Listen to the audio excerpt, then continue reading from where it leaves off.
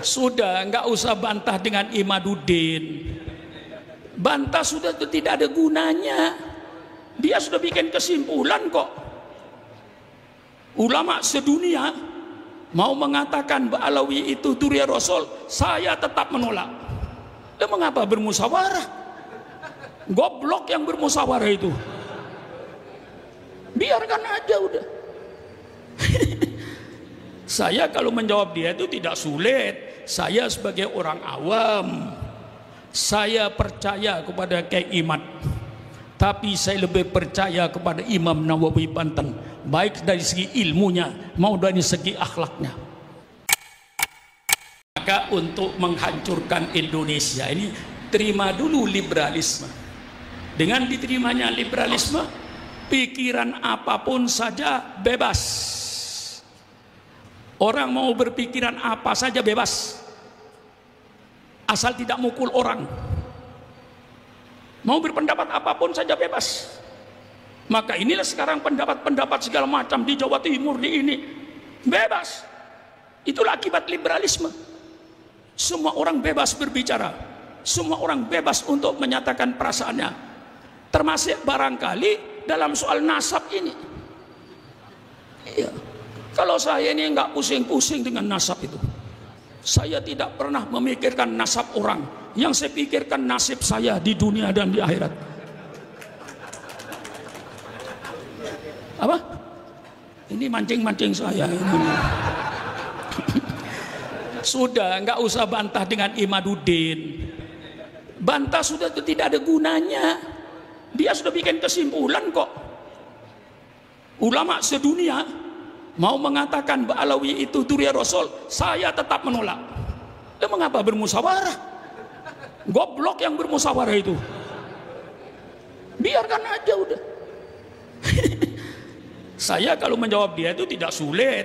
Saya sebagai orang awam, saya percaya kepada Kiai Imad, tapi saya lebih percaya kepada Imam Nawawi Banten, baik dari segi ilmunya maupun dari segi akhlaknya. Saya percaya kepada Kiai Imad, tapi saya lebih percaya kepada Syekh Yasin Padang. Saya percaya kepada Kiai Imad, tapi saya lebih percaya kepada Mufti Mesir Ali Jum'ah.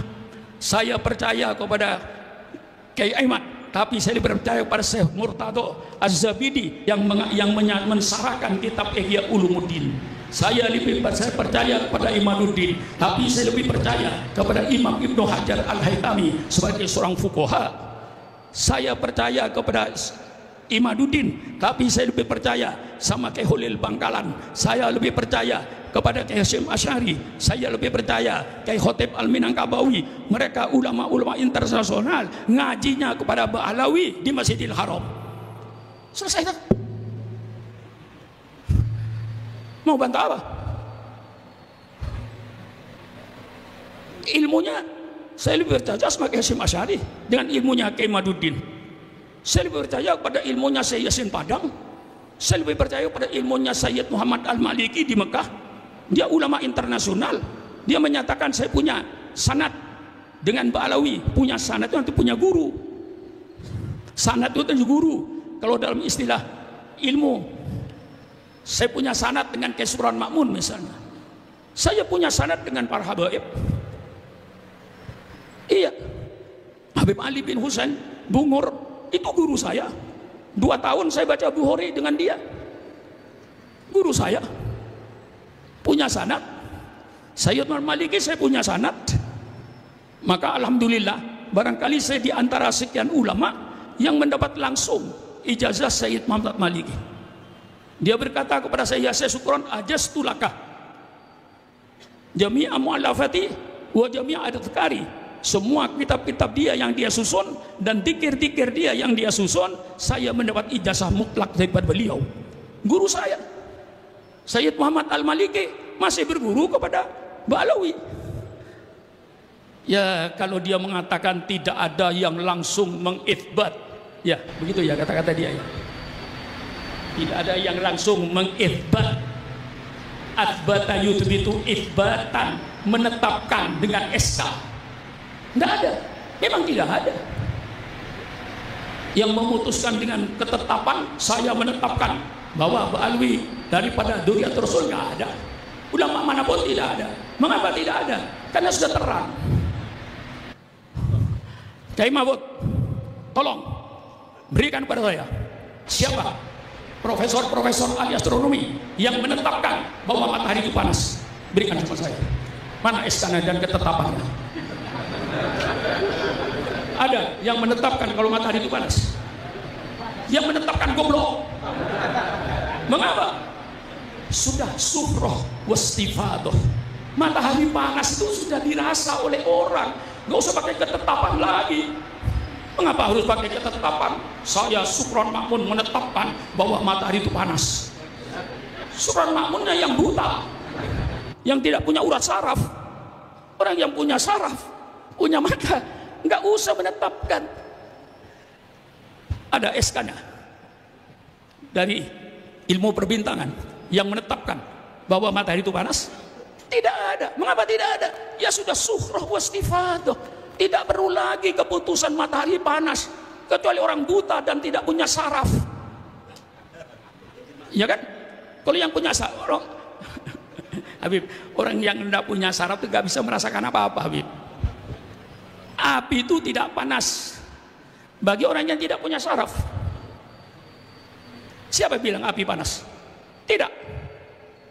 Persilakan.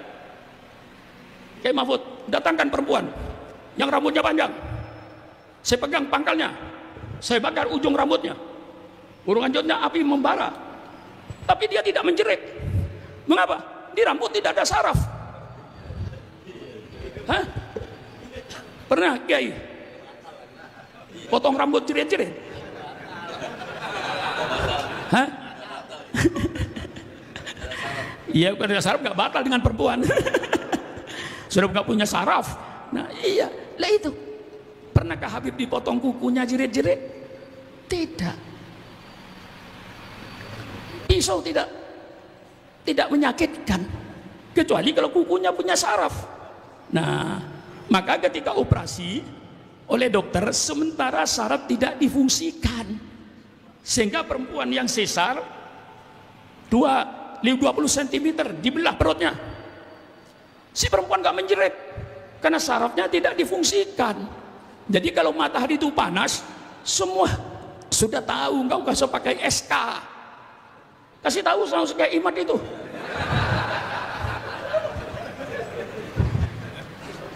Nggak usah, kecuali orang yang nggak punya saraf atau buta, nggak lihat matahari dan tidak punya saraf. Dia jam 1 siang berada di tengah padang pasir, tidak punya saraf, dingin. Lemari kita pelajari ilmiahnya. Ini mancing-mancing saya dia itu. Jadi, tapi jadi jelas kan ya? Jadi jelas ya. Jadi nggak usah pakai kitab, nggak usah pakai ini. Nah, dia sudah bilang, saya tidak percaya kepada kitab kalau tidak satu zaman. Subhanallah. Kitab yang belakangan lebih sempurna daripada kitab yang duluan. Saya punya bermacam-macam fikih, tidak mengurangi fikih-fikih yang lama. Kalau fikih-fikih yang lama, Fathul Qori, Fathul Mu'in, itu saya simpatik barokahnya karena pengarangnya ulama-ulama mukhlisin. Tetapi ulama-ulama sekarang seperti Dr. Wahbah Zuhaili dengan kitab Al-Fiqhu wa Adillatuhu, itu sistemnya jauh lebih bagus daripada yang lama sistemnya. Tapi yang lama kita ambil berkahnya. Kitabnya Wahbah Zuhaili dalam soal fikih, Al-Fiqhul Islam wa Adillatuhu, 8 jilid, itu sistematiknya sangat baik. Tafsirnya juga namanya kebetulan sama dengan tafsirnya Imam Nawawi, sama-sama tafsir Munir. Wahbah Zuhaili kan tafsir namanya tafsir Munir. Sistemnya sangat baik. Ini Qur'annya, ini makna kata-katanya, ini balawahnya, baru sarahnya. Baru setelah sarah ada lagi fikul hayat, kontekstualnya dengan kehidupan. Nah, tafsir yang lama jarang ada konteksnya. Konteks ini begini, misalnya kita baca wa ayatul lahumul ardul maitah ahyainaha wa akhrajna minha bamfulun wa ja'alna fiha jannatin min nakhili wa nabi wa fajjarna fiha minal uyun liyakulu min thamarihi wa ma amiltu aydihim afala yashkurun. Kita baca selesai. Konteksnya apa ayat ini? Konteksnya dengan pertanian. Mana lebih dulu, Jatiluhur apa Yasin? Yasin duluan. Jatiluhur baru aja itu. Tapi ini ayatnya persis Jatiluhur. Tanah yang kering. Tanah yang kering, Allah hidupkan tanah ini dengan air hujan. Kemudian Allah bikin kebun kurma dan kebun anggur. Alirkan air ini dari tempat yang tinggi ke kebun-kebunmu sehingga engkau bisa makan dengan apa yang kau kerjakan. 100% pertanian. Bendungan. Ulama seperti saya dulu belum bisa kontekstualnya. Cuman tekstualnya paham. Ngajinya paham tekstualnya. Mengapa paham di pesantren tekstualnya? Karena diperinci kalau ngaji. Alhamdulillah utawi sakihi fuji lillahi iku kadui Allah Rabbil alamin kang maironi uang alam kabeh. Tekstualnya hebat. Kontekstualnya yang sekarang itu diperlukan. Misalnya saya kasih lagi kontekstual. Semua pesantren tentu tahu ayatnya. Wa arsalna riyaha lawaqih. Kami turunkan angin untuk perkawinan. Siapa yang kawin dengan angin? Tapi ayatnya jelas. Inna arsalna riyaha lawaqih. Nah, perkawinan ini apa? Bunga-bunga. Allah bikin bunga jantan rambutan puluhan ribu. Allah bikin bunga betina sekedarnya. Begitu angin berhembus, rontoklah bunga jantan. Karena banyaknya puluhan ribu, di antara bunga jantan ada yang jatuh di bunga betina. Terjadilah pembuahan perkawinan. Quran itu. Nah, lalu yang kasat mata, salak dengan kurma, itu perkawinannya pakai orang. Kalau tidak pakai orang berbuah, cuman tidak lebat. Nah, harus pakai orang. Jadi petani salak itu, petani salak itu bukan.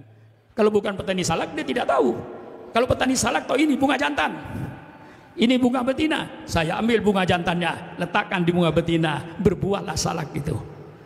Selain salak, selain kurma, dengan angin. Nah, ini kontekstualnya. Kitab yang lebih akhir itu biasanya lebih sempurna. Dan kalau ahli sejarah tidak menulis, berarti bukan tidak tahu. Dia tidak tahu, bukan tidak menulis, tidak tahu. Sekarang saya tanya, Kiai Farudin nulis sejarah saya. Paling dia nulis anaknya Pak Sukron 2, Faiz dengan Sinar Ridho. Yang dia tahu. Datang Kiai Mahfud, oh enggak, anaknya Pak Sukron 3. Siapa? Zainar Ridho, Faiz, Konita. Karena Konita jadi anggota DPR di Depok, tahu dia. Datang lagi Kiai, sama? Kata Kiai, enggak, anaknya Pak Sukron 4. Ada satu lagi, namanya Zainar Ridho, namanya Umar Faruk. Nah, Umar Faruk itu banyak nggak kenal, termasuk Kiai Mahfud mungkin nggak kenal yang namanya Umar Faruk. Karena anak saya keempat Umar Faruk itu cuma konsentrasi di kitab, ngajar subuh di anak-anak kelas 6, tidak keluar, tidak pidato, tidak ceramah. Lalu ada kiai berkata, oh enggak, saya nggak percaya itu kiai belakangan. Yang percaya seperti kitab yang awal, yang Kiai Farudin yang tidak menyebut nama Ubaidillah. Yang lain nyebut Ubaidillah. Saya tidak masuk akal. Para ulama dan para habaib yang mereka banyak diantaranya Pak Alulia untuk menulis silsilah yang bukan silsilahnya. Mereka mesti tahu minal kabairi ayun sabar rajulu ila ghairi abihi. Minal kabair ayun sabar rajulu ila ghairi abihi. Sekarang kalau Ubaidillah itu tidak ada, bahwa Sayyid Ahmad tidak punya anak Ubaidillah. Baiklah, lalu siapa bapaknya Sayyid Alwi? Tolong Kiai Farudin tunjukkan kepada saya, siapa bapaknya Sayyid Alwi ini. Kalau Kiai Farudin tidak bisa menunjukkan, berarti Kiai Farudin menuduh bahwa Sayyid Alwi itu anak zina. Subhanallah, na'udzubillah. Tidak ada bapaknya. Nah, kalau saya tahu dari ulama-ulama belakangan yang menulis kitab-kitabnya bahwa Sayyid Ali bin Ubaidillah bin Ahmad bin Isa bin Muhammad bin Ahmad bin Zainal bin Ja'far Shadiq bin Muhammad Al-Baqir bin Zainal Abidin bin Husain bin Rasulullah sallallahu alaihi wasallam. Saya bukan Habib tapi ikut hafal juga. Karena lama-lama karena sejengkel, dulu saya nggak menghafal itu. Karena saya bukan ahli nasab. Saya bukan ahli nasab. Maka bagi saya bikin pernyataan, siapapun saja yang datang ke rumah saya, hidungnya mancung atau tidak mancung, asal ngaku keluarga Rasulullah, saya hormati. Itu pernyataan saya. Siapapun saja yang datang ke rumah saya, hidungnya mancung atau tidak mancung, selama dia ngaku durian Rasul, saya hormati. Adapun dia bohong, bukan urusan saya, urusan dia dengan Allah. Saya tidak mengurusi nasab orang, saya mengurusi nasib saya. Bagaimana kira-kira Habib Muhsin? Apa? Iya, Habib Muhsin itu, Allahumma ya. Habib Muhsin itu pernah menuduh saya, yang merusak habaib ini kayak Sukron ini. Itu kata-kata beliau. Loh, Habib, kok begitu? Lah iya, sampian ada asal orang hidung mancung dari Tegal, ada orang hidungnya mancung dari Pekalongan, ngaku Nabi dikasih duit, jadi langganan sama sampian. Yang bukan nasab Nabi ngaku nasab Nabi karena dikasih duit. Ini sampian yang merusak habaib ini.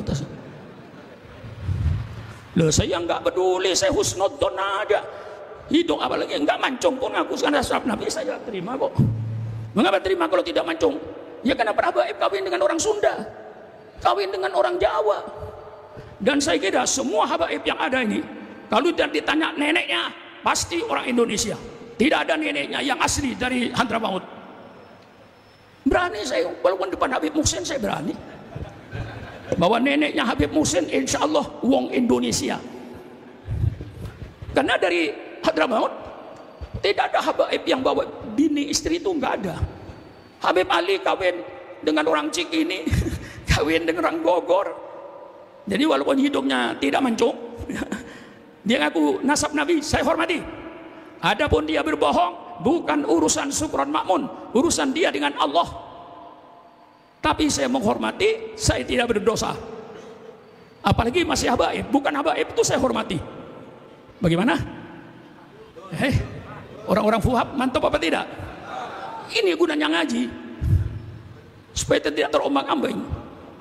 Kiai Farudin cuma mancing-mancing saya. Saya tidak ada arah ke sini sebenarnya. Nggak ada saya arah ke sini tadi itu. Saya akan meneruskan sekularisme sampai jam 12.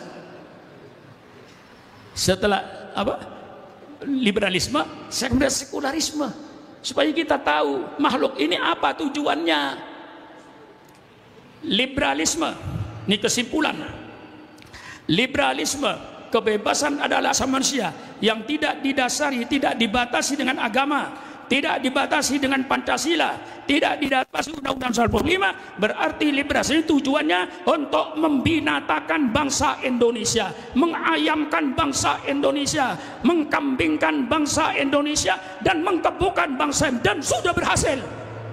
Contohnya kumpul kebo. Pernah mendengar kumpul kebo? Pernah mendengar kata-kata kumpul kebo? Iya, tapi belum kumpul kebo kan? Pernah dengar adanya kata-kata kumpul kebo, berarti sudah ada orang kumpul kayak kebo tanpa agama. Naudzubillah. Sekarang namanya sekularisme.